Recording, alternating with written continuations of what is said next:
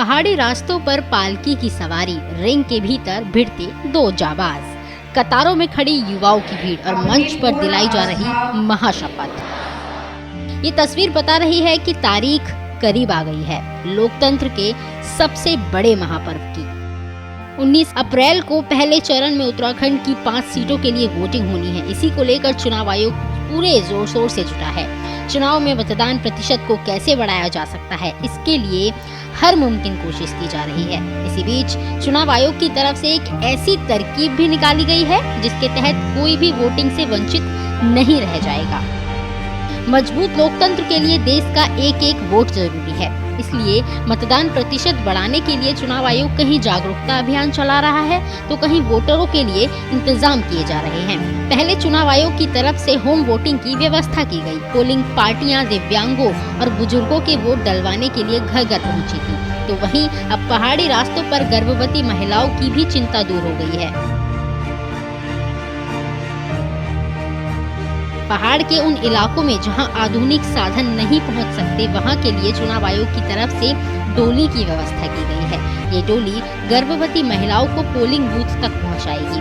वोटरों के लिए चुनाव आयोग की तरफ से और क्या क्या व्यवस्थाएं की गई हैं, 5 सीटों पर वोटिंग को लेकर चुनाव आयोग का क्या एक्शन प्लान रहेगा, इसे लेकर मुख्य निर्वाचन अधिकारी डॉक्टर BVRC पुरुषोत्तम ने जानकारी दी है। हम लोग पूरा इंतजाम कर रहे हैं, स्पेशली यहाँ पर शहर हरिद्वार, देहरादून, उधम सिंह नगर में यहाँ पर सारी पोलिंग बूथों में पीने का पानी का व्यवस्था एवं फैन की व्यवस्था, अच्छे फैन, थोड़ा हवा दे लोगों को, इस और टेंट और शामियाने की व्यवस्था हम कर रहे हैं। पहली बार हमने एक बूथ हेल्थ मैनेजमेंट प्लान एक बनाया है, जो प्रिसाइडिंग ऑफिसर के जो बैग में हम दिए जाएंगे, उसमें सारी जानकारियां होंगे कि उनका nearest primary health care centre कहाँ पर है, डॉक्टर का नंबर क्या है और टेरिशरी हेल्थ सेंटर कहाँ पर है और दूसरा प्राइवेट हॉस्पिटल नजदीक में कहाँ पर है।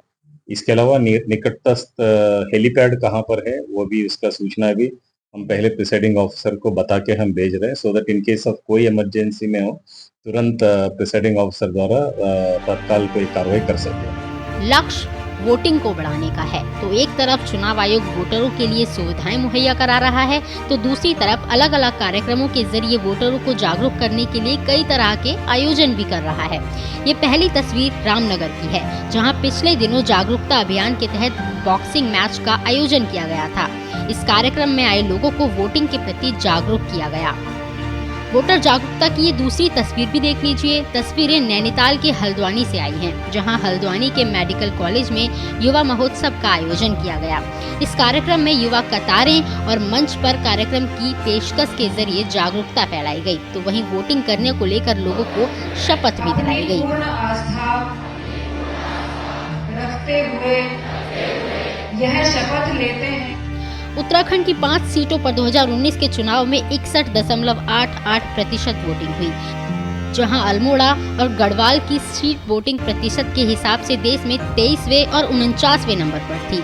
अल्मोड़ा में 52.31% मतदान हुआ, तो गढ़वाल सीट पर 55.17% वोटिंग हुई थी। इस आंकड़े को बढ़ाने के लिए चुनाव आयोग ने इस बार कई तरह की रणनीतियां अपना रहा है, जिसके तहत एक तरफ जागरूकता अभियान जारी है, तो दूसरी वोटरों के लिए सुविधाएं भी मुहैया कराई जा रही हैं। ब्यूरो रिपोर्ट, श्रेष्ठ उत्तराखंड। श्रेष्ठ उत्तराखंड पर खबरों से जुड़े रहने के लिए चैनल को सब्सक्राइब करें, बेल आइकन दबाएं और देखते रहें श्रेष्ठ उत्तराखंड।